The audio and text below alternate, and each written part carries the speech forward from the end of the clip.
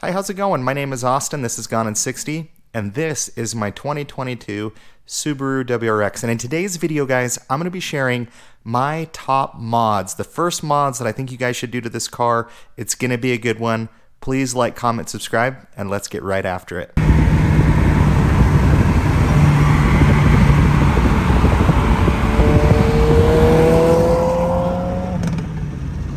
So I've had time to think through this list of I've owned my WRX now, going on 10, 11 months.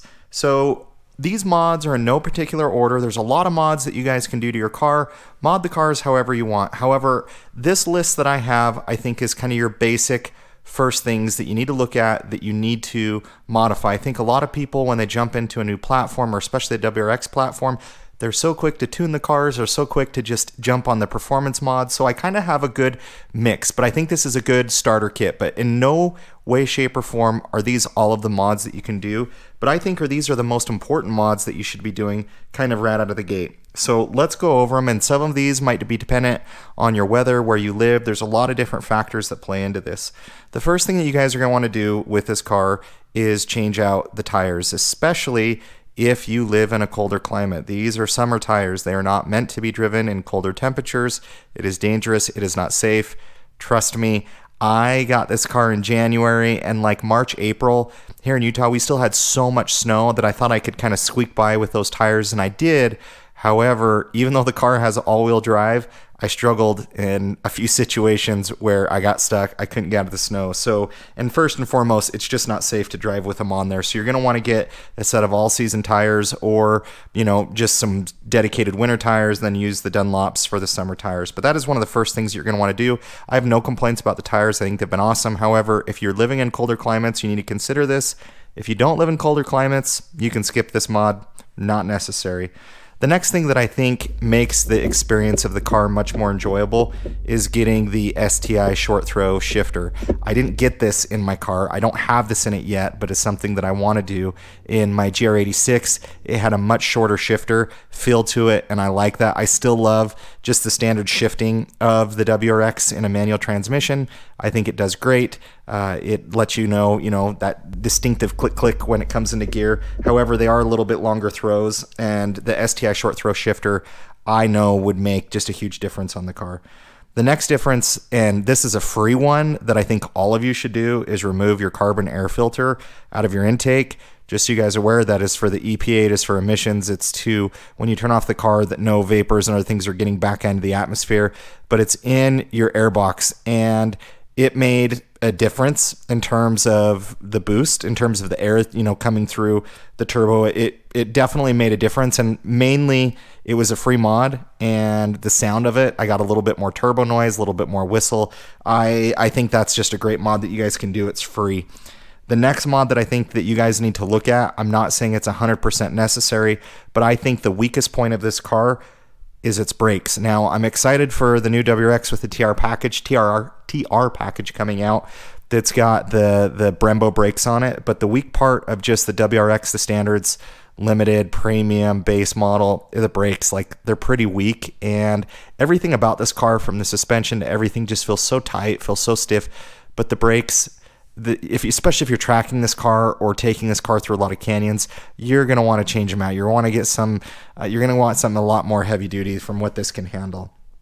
The next thing that I think you guys need to look at, and this is more preventative maintenance, and I think this is just a good mod to do really on any performance car that you have out there, but it's an air oil separator.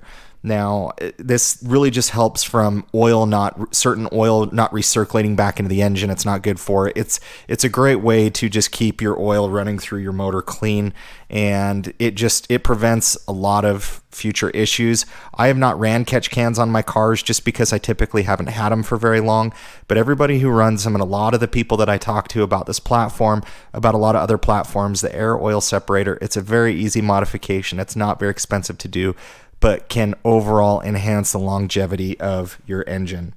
And we know with Subarus, especially when it comes to oil, you gotta pay attention. You gotta check it. You gotta change it regularly. If you take care of these cars, they'll take care of you. The next thing, and we're getting into things that I think are a little bit not necessarily the necessities of things that you absolutely should do, but the exhaust. Now, I did the axle back from Remark on my car. I did a comparison on how much the stock mufflers weighed versus the Remark axle back, and I can't remember, but it was like, 14, 15 pounds in weight savings, and just the exhaust noise that I got out of the car was awesome. Now, the car's no slouch starting up and just kind of driving it. When on startup, it's actually somewhat loud in stock form, but once I had the axle back into the car, got a little bit more pops and bangs on the shifts, it just brought out such a great sound, and it made the car so much more enjoyable. And what's great about this platform is there's so many different companies that have parts for it, aftermarket parts, that it's easy and relatively cheap. I think for my axle back, I paid a few $100. Very easy to install myself. You could do a catback exhaust if you guys wanted.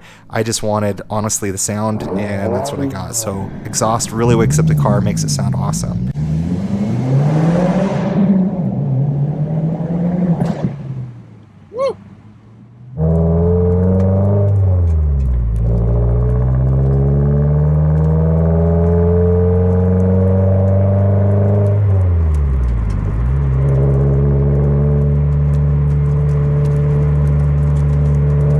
Another thing, and I think we're getting into the last couple points here, but this platform isn't the most beautiful looking in terms of WRXs. The stock wheels on this car look fine, but as you can see, these are odd hand, I'm sure I'm mispronouncing that, wheels, and they just transformed how this car looked, especially with the magnetite gray that I have on my car. With these, I think they're the hyper black. And the wheels, if you get a set of wheels on these cars, obviously a little bit of tint, the cars do need some modifications from a design standpoint. It's not necessary, but just stock for stock, the car, it's okay. It looks a lot better in person than it does online, but you really need something to enhance the looks of the car. And I think the wheels, and honestly, from a lot of the feedback that I've got from all of you, the wheels on the car, I think match it very well. Now, you could lower it. You can definitely add that in there, lowering springs. There's a lot of other things like that. But I think just getting a good set of nice wheels on there really transformed the look of this car, and it really helps bring it together. And the last thing, just because the back end of this car is where I really struggle with the looks of it, I'm even okay with the plastic fender flares. I'm fine with the front of the car. I think it looks aggressive. I like it. I was initially very much a hater of the plastic fender flares on the car, or whatever you want to call them. They've grown on me a lot. The back end and the bumper is the area for me looks-wise on this car. They just didn't do it justice, and so I believe I got the Noble high-rise spoiler that I put on the car, and for me, that completely transformed the back end of the car, and I just think, even if you throw an STI wing on there, I'm not hating if you do it. I think it can look really good, but I think just kind of plain Jane without some type of duckbill spoiler, without maybe the Noble high-rise or just kind of STI wing, I think the car just looks a little bit bland. But guys, for a little bit of money, I mean, you really can do a lot. Like the short throw shifter, you're only a couple $100. Carbon air filter delete, nothing. Brakes, you are going to spend some money on that. Air oil separator, couple $100. Exhaust, few $100.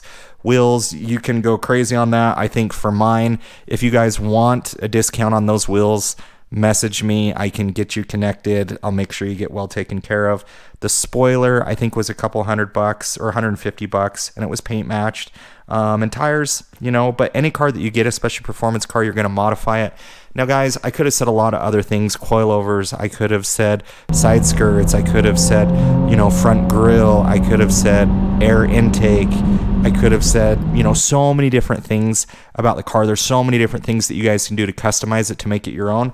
But I wanted to give you guys just my top mods that I think you need to look at doing, that I think are fairly reasonable, that a lot of it is more maintenance driven, more enjoyable to drive, and also the looks aspect of it. Obviously, when you get into performance, there's so many other things like a tune, a lot of other things you guys can do this platform. If you guys have a favorite mod that you think is necessary, or what are your top 5 mods, because let's be real, guys, as much as we want to modify our cars and do all of the mods, we can't do them all at once. So if you guys had to pick a list of 7 or 8 mods, what would they be? What did I leave off this list? I hope you guys enjoyed today's video. I hope this is helpful for you guys. If you guys are new to my channel, please like, comment, subscribe, and we will catch you on the next video.